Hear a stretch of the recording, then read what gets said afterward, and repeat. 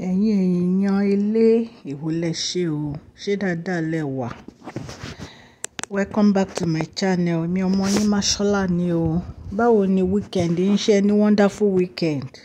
Ẹ káàbọ̀ sí orí ètò tòní.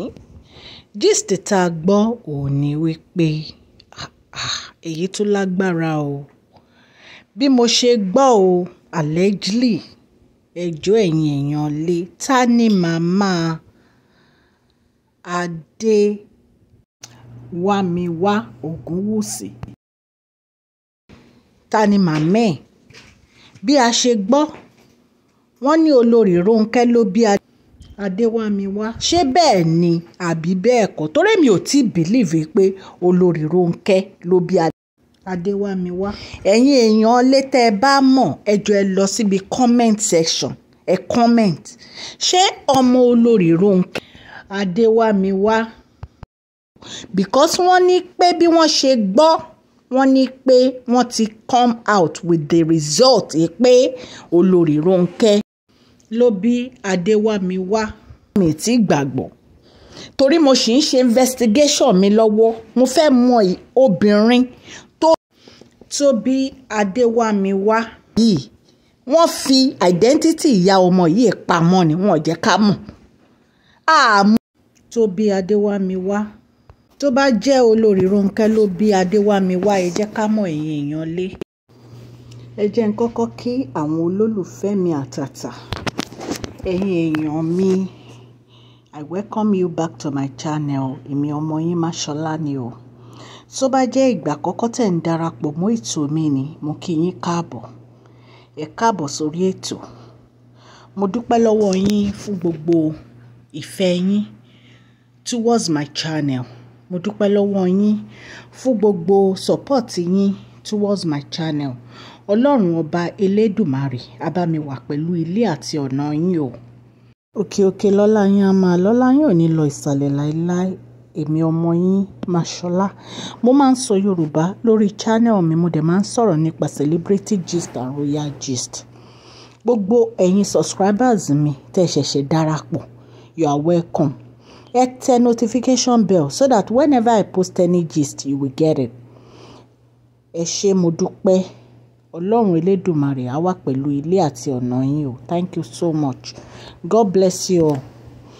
Gist tèmi ò ní pé ṣé Adewamiwa ọmọ onírìṣà bàbá wa ta ni ìyá ẹ̀? Bẹ́ẹ̀ mi ṣe gbọ́ o, allegedly bí mo ṣe gbọ́. Torí mi ò tí gbàgbọ́, èmi ṣì ń ṣe investigation mi lọ́wọ́. Wọ́n ló lórí Ronke ló bí Adewamiwa.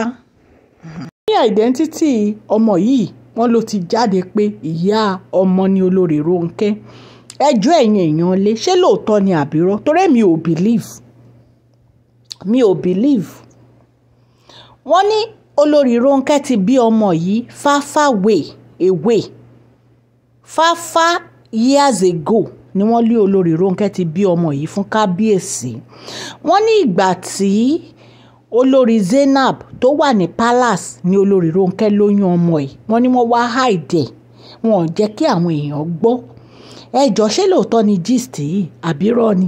Torí èmi ò believe pé olórí Ronke ló bí Adewamiwa Ogunwusi. Parí pé years few months ago nígbà tí ó ṣe birthday ẹ̀, bóyá last year, mo celebrate ọmọ yìí torí mo kàn like bó ṣe beautiful ebony princess. So mo celebrate ẹ̀ lórí YouTube mi. But I don't know the mother. I don't know the real mother. I really want to know the real mother. Ẹ̀yin èèyàn lé. Gist tí mo gbọ́ lẹ́ni ni pé olórí Ronke ló bí Adewamiwa Ogunwusi. Ṣé lóòótọ́ ni àbírọ́? Tí kò bá ṣe olórí Ronke, ta ni ìyá ọmọ yìí? Àbí kìí ṣe òótọ́? Ẹ jọ̀ọ́ ẹ lọ sí under comment section o. Kẹ́ comment bóyá ẹ mọ ìyá Adewamiwa.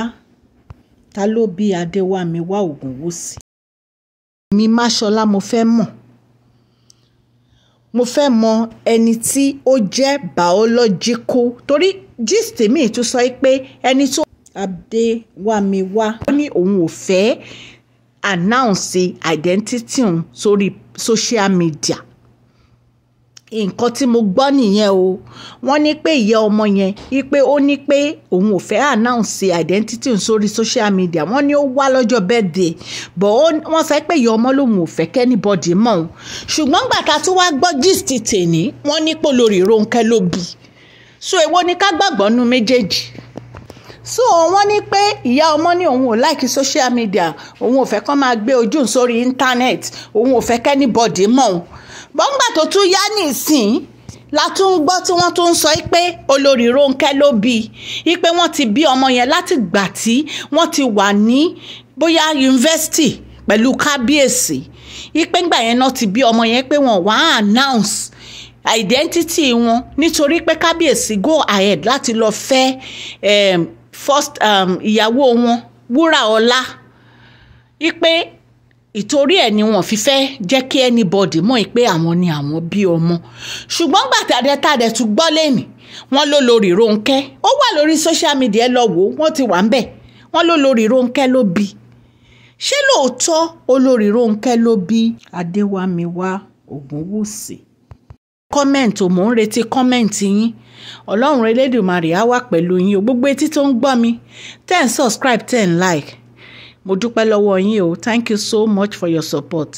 Ọlọ́run á bá mi gbọ́wọ́ yín sókè o. Ọlá yín kò ní lọlẹ̀ láéláé. Ẹ ṣé mo dúpẹ́ o. Èmi ọmọ yín ni o. Mashola. Thank you so much. God bless you. Share this video, like and subscribe.